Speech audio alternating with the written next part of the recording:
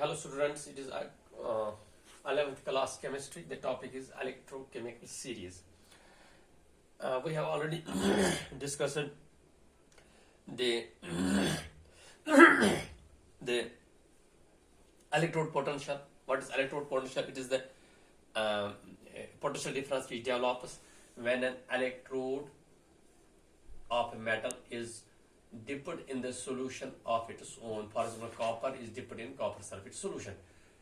And here we have already discussed that what happens that copper may lose electrons to form copper double positive plus 2 electrons. Okay, so this is a oxidation process. In some cases, reduction may take place. When we connect to another, this is one half cell. When we connect it to another half cell, in one half cell, oxidation takes place. In another half cell, reduction takes place.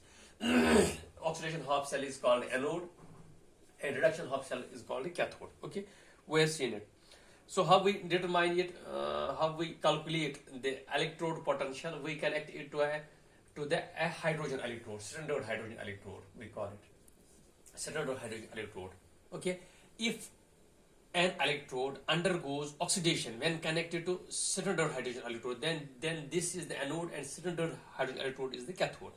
And if it undergoes reduction when connected to the standard hydrogen electrode and the standard hydrogen electrode undergoes oxidation, then standard hydrogen electrode becomes the anode and this electrode becomes the anode. This half cell becomes basically the cathode. Okay, so we have two types of electrode potential. So in that value which we get on ammeter is electrode potential, and we have thus two types of electrode potentials. One is oxidation. If it undergoes oxidation when connected to the standard hydrogen electrode, then its potential is called oxidation potential. If it undergoes reduction, then it is electrode potential. In that case, is a reduction potential. So we have oxidation potential and reduction potential. And under standard conditions, that standard condition is that we have one molar solution and we have 25 degrees Celsius temperature, then it is called a standard oxidation potential and standard reduction potential. And we have already seen that every substance, if we calculate its reduction potential, it will have an oxidation potential also, but its sign will be opposite. For example, this is the reduction potential of fluorine electrode is. What is fluorine? It undergoes reduction, gains electrons to form fluoride.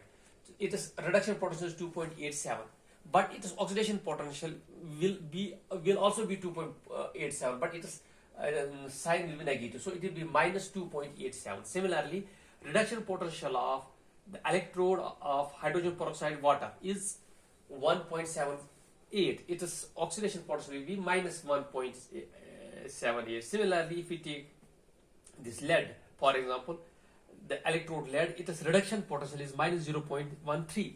Its oxidation potential will be plus 0.13. So their value is magnitude of the voltage is same, but the sign is different. Okay. So when we in order to avoid the confusion in these oxidation potentials and reduction potentials, what we do, we take only the reduction potentials of the different substances into account, and scientists have arranged these substances on the basis of their reduction potential in the decreasing order of their values. This is the decreasing value of. We have fluorine, its reduction potential is 2.87. Then we have hydrogen peroxide water, it is 1.78. Then we have chloride, it has 1.57. This is uric to gold, it is 1.5. Chlorine, it is 1.37. So it continuously decreases. Then hydrogen, as you know, it has been arbitrarily fixed at 0. And then we go down and we have negative values